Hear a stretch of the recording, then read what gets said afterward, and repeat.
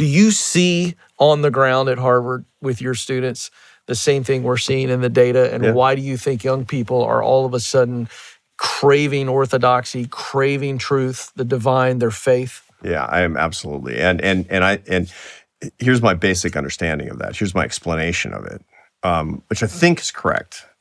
So far, I've been not persuaded to the contrary. I said there's 4 practices of the happiest people every day: faith, family, friends, and work. That's one practice. That's love of the divine. That's love of your family. That's love of your friends. And that's love of the whole world through the way that you make your daily bread, which is vocation and calling in a nutshell. It's love. It's right. Love. Love is to will the good of the other. That's the Aristotelian notion. That's how Aquinas defined love, is to will the good of the other. No feelings. No feelings.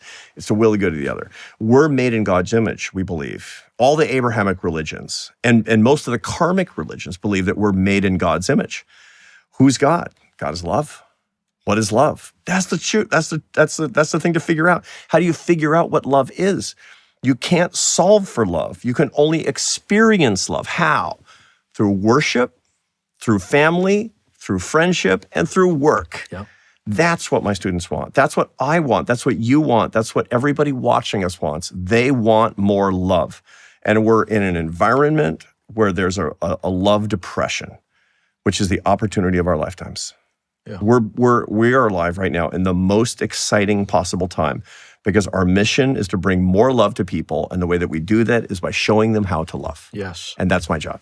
People often wonder, are faith and reason inherently in conflict? And of course, Enlightenment thinkers often said yes, that reason was going to crowd out faith. Correct. That religion was going to go away as, the mists of mythology could actually be cleared away when we really understand what's going on. But that's completely wrong. And the reason is because, well, I'll give an analogy. If you were an art historian and you specialized in, you just mentioned Picasso. Mm-hmm. I wanted you to be a great, an expert on Picasso. You need to know 2 things.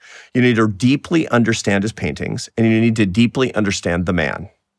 You can't find any evidence of the man in the painting, but you need to understand both. The truth of the matter is that faith and reason are not in conflict, because you must have both to have a comprehensive understanding of what you're trying to do.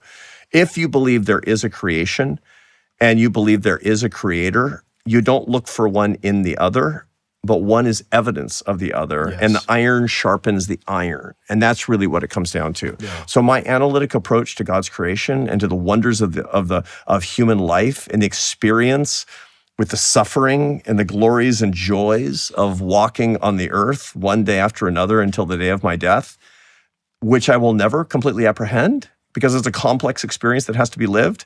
Bringing scientific skill to bear on that is just, I feel like Lewis and Clark, man. And I'm like, I think there's an ocean over there somewhere, but I don't know. I don't even know what's around the next bend of the river. I can't wait to get at it every day. Yeah.